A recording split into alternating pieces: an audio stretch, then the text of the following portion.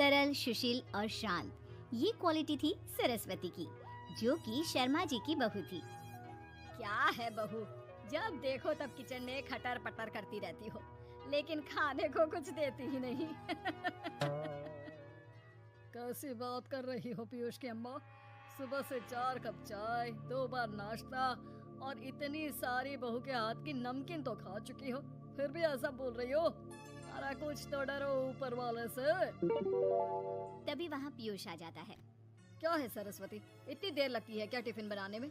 एक काम है घर का तुम्हारे पास, वो भी नहीं कर पाती हो वक्त पर। आपका टिफिन टेबल पर रखा है और नाश्ता भी, बाकी का सामान बेड पर रखा है और अब मैं मंदिर जा रही हूँ। सरस्वती मंदिर चली जाती है। उसके जाने के बाद घर में, यार माँ कैसी गवाह लड़के से शादी करा दिया है। मंदिर, पूजा, किचन और सास ससुर के सिवा इसे कुछ दिखता ही नहीं है कि कैसे खुद को स्मार्ट बनाकर रहना होता है, कैसे लोगों से जुड़ना है, बातें करनी है, ऐश करना है। अरे पैसा बचाओ और कुछ आता ही नहीं इस लड़की को। जो क्वालिटी तू गलत तरीके से बता रहा है ना, दरअसल एक अच्छी गृहिणी की वही सारी अच्छाई होती है बेटा। घर को चलाना, समाज में इज्जत दिलाना और घर वालों का ख्याल रखना, और चाहिए ही क्यों? अरे क्यों नहीं चाहिए कुछ और?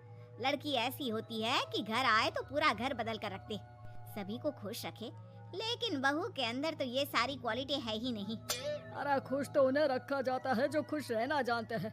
तुम लोगों को तो कोई खुश नहीं कर सकता। पिताजी, अब आप ही लोग सोचिए, क्योंकि मैं किसी और से शादी करना चाहता हूँ। आप लोगों को बहू के साथ रहना है या मेरे साथ?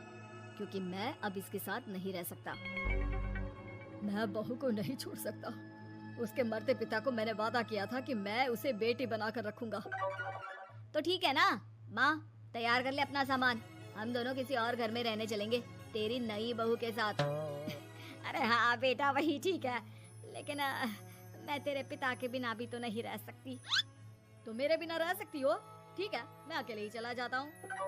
बेटा वहाँ से चला जाता है, लेकिन सास का दिल नहीं लगता। बहू मंदिर से भी हो आती है और फिर, माँ पिताजी खाना लग गया है, खा लीजिए। हाँ, तुझे बस आता ही क्या है, खाना बनाना और खाना खिलाना। अरे सुन, मेरे सारे कपड़े पैक कर दे। क्यों माँ जी, कहीं जा रही हैं क्या? हाँ बेटे, ये अपने बेटे के साथ रहने जा रही है, लेकिन घबरा मत, तेरा पिता तेरे साथ है। बहू समझ नहीं पाती कि उसके साथ हो क्या रहा है, लेकिन फिर ससुर उसे सारी बात बता देता है। बेटा, ये नई बहू कब आ रही है? मुझसे घर का काम नहीं होता। वैसे भी तेरी पहली निकम्मी बीवी ने मुझे किसी काम का नहीं छोड़ा।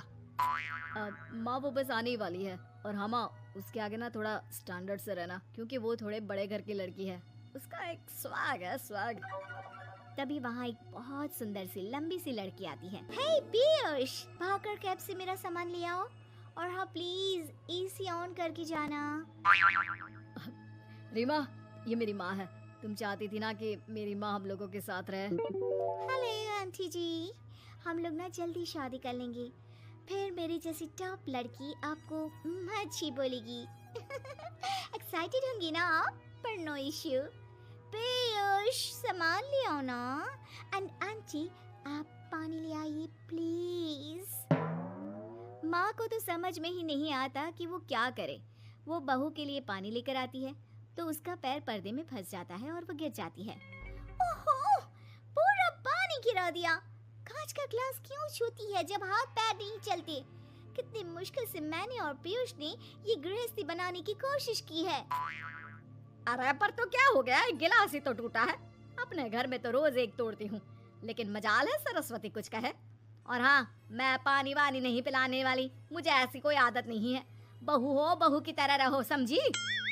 तभी वहाँ पीयूष आ जाता है, जिसे देख रीमा रोने लगती है। देख लो अपनी माँ को, कैसी खरी खोटी सुना रही है। और अभी तो मैं आई हूँ, थक गई थी, बस पानी क्या मांग लिया। कह रही है बहू हो, बहू की तरह रहो।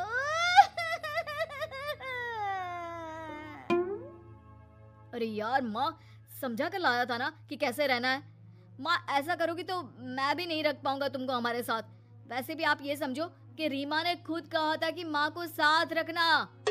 अरे हाँ हाँ बेटा, वो सिर्फ इसलिए कि मैं घर का सारा काम करूं, बैठे बैठे इस महारानी को खाना पानी दूं। वैसे भी मैं जा रही हूँ, मुझे तो इस लड़की की शक्ल भी अच्छी नहीं लग रही। मेरी सरस्वती के आगे तो ये कुछ भी नहीं है। निकलो निकलो यहाँ से। मैंने सोचा था बिना पैसे का नौकर मिल जाएगा, लेकिन नहीं। कुछ लोगों को आदत होती है फ्री की रोटी खाने की। निकलो यहाँ से। पीयूष, धक्के के मार कर निकालो इस औरत को यहाँ से। अरे ये कैसी बात बोल रही हो रीमा? ये माँ है मेरी, माँ ना थोड़ी जिद्दी है। अरे वाह बेटा वाह, अभी भी तुझे मेरी ही गलती दिख रही है ना? कोई बात नहीं।